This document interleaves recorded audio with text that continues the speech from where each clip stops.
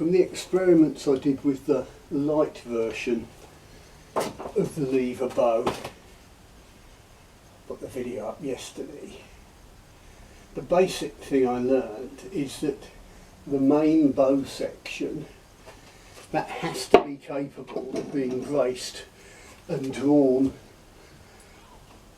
to that point where the string lifts off the levers.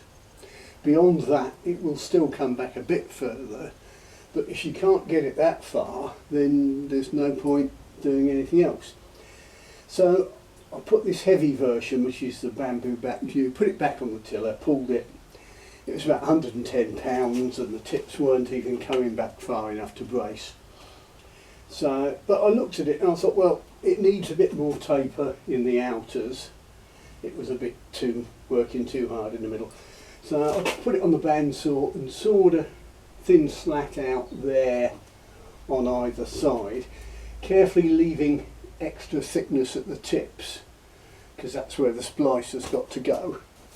To show you how much I sawed off, wafer thin slat, which isn't that easy on the bandsaw, but you've got to remember there's the width of the bandsaw blade as well. Can't take much less than that off. Put it back up again, had a quick look, then thought needs a tiny bit more, so I rasped a little bit more, blended it in. And I digress slightly here.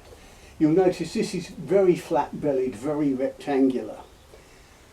Great advantage of that is I can make fine tiller adjustments and twist adjustments by removing the corners if necessary, just slightly rounding the belly, which puts us onto a question that someone asked on the Primitive Bow Making group on Facebook about working with a D-shaped belly war bow. Someone had given him a stave and he was a bit worried about it. I made the point, they're not D-bellied. Don't make it D-bellied. Make it rectangular or square until you're back about here. Then in the final finishing and final tillering and adjusting any sideways bend, the corners will come off and you'll miraculously end up with a slightly rounded shape.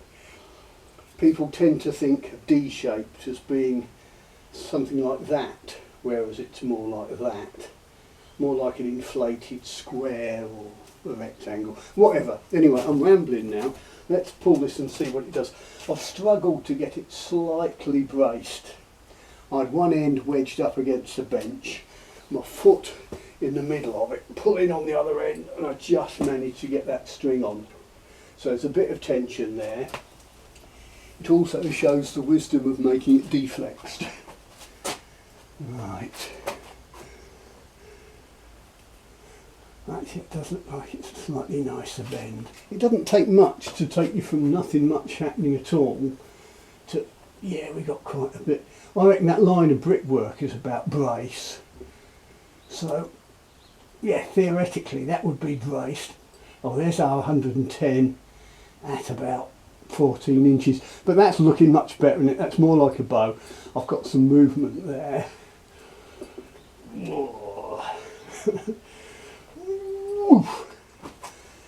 Blimey, so what I've got there, it's about 112 or so, but you can see it's moving like a bow now, isn't it? So theoretically I could brace that. Physically I'd probably do my back in and hurt myself, but we're getting to the point where I can get it to a brace, maybe pull it back further, work out my lever angles. But what the other video taught me is I've got to look at it as two bows.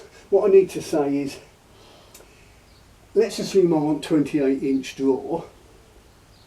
Well, if we take away a 6-inch brace height, that's 22 inches a power stroke. Well, if I say I want the first half of that to be on the heavy bow, and then the levers come in for the second half, just arbitrary, yeah? So 22-inch power stroke, half of that is 11, add 11 to the 6-inch brace height, that's 17 inches. So I need to get it braced and pulling to 17 at whatever weight I think would be good. Well, I reckon at 17 inches I'm probably going to be bottoming out at about 80.